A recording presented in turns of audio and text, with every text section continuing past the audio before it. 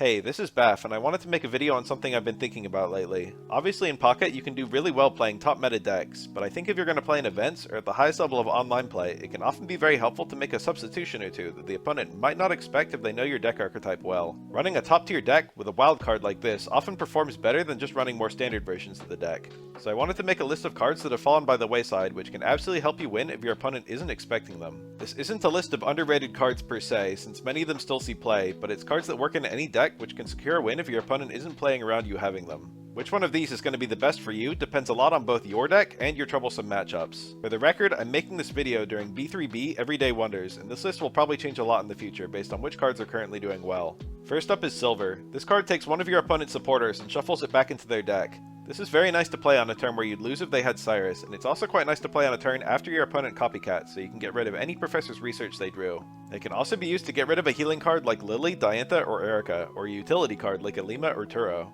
It has value even if the opponent has no supporters, since it lets you see their hand. It's good in the early game to slow down your opponent's drawing, and as I said, it's good in the late game to get rid of Cyrus. It's really only useless if the opponent has fully drawn out their deck, since they'll immediately draw the card you shuffle away on the following turn.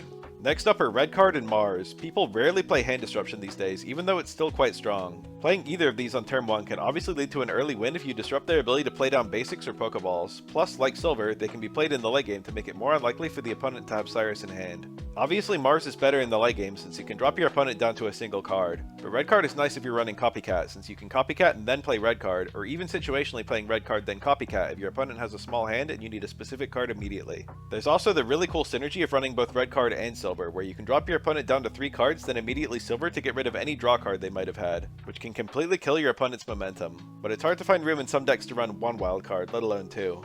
Next is Red. This got worse after Megas were added, where you typically miss a kill by more than 20 damage, but it's still useful quite often for lower HP targets like Miraidon or Suicune. Your opponents will often use Cape or Starting Plains to move themselves out of a kill threshold, but this can allow you to surprise them with a knockout anyway. I found that this card sees so little play these days that players always assume you don't have it, so if your deck often barely misses the kills, this could be the missing piece. Obviously you wouldn't touch Red in a fighting deck, where you could just use Karina instead. Next are Guzma and Field Blower. Most of the time you'll be using these to remove a single tool, and in that instance they're pretty interchangeable, but Blower removing stadiums and not being a supporter can be nice, while Guzma removing multiple tools can obliterate things like Dedenne. As I said, a lot of cards like Suicune or Miraidon need to use a tool to get out of kill ranges, so if you're playing a 140 damage card like Sceptile or Blaziken, you can knock them out anyway. And they also have value in removing things like Rocky Helmet or Lucky Egg. Sometimes you can even use them to knock out an opponent by removing a cape's added HP to bring them to 0, which can happen even if they're benched. Next is Cyrus, and I know what you're thinking. Baf, what are you talking about? Cyrus is on every deck, it hasn't fallen by the wayside. But hear me out, I'm actually talking about a second Cyrus. A lot of decks currently are only running 1 of it, and a lot of opponents will assume you're only running 1 of it.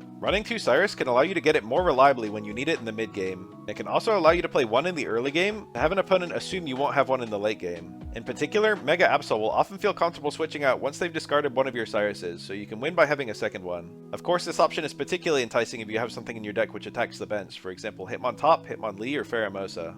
And finally is Sabrina. In my eyes, this is the second best card in the game, and in fact often better than Cyrus, so I can't believe so many decks aren't running it currently. In the endgame, it can be good to force the opponent out of their high HP Mega to give you a surprise knockout, which Cyrus can't do if none of the opponent's bench mons are wounded. And in the early game, it can often be highly disruptive, for example forcing a Suicune out into a benched Frigibax or a Caterpie out into a benched Trico, delaying the opponent's setup, which again Cyrus can't do. To me, this is probably the single card on this list most likely to get you surprise wins, since it's very difficult to play around, and most opponents will simply hope that you don't have it. I'd like to give an honorable mention to Repel, which can be used in much the same way, though it has less endgame value since it won't work on evolved mons. Though unlike Sabrina, it can be used on the same turn as something like Copycat, which can be nice to give you both disruption and a bigger draw. Now remember, a lot of decks don't really have much wiggle room for the cards they play, so they can't afford to run any of these. But I just wanted to get people thinking about times they say, if I just had that card I would have won.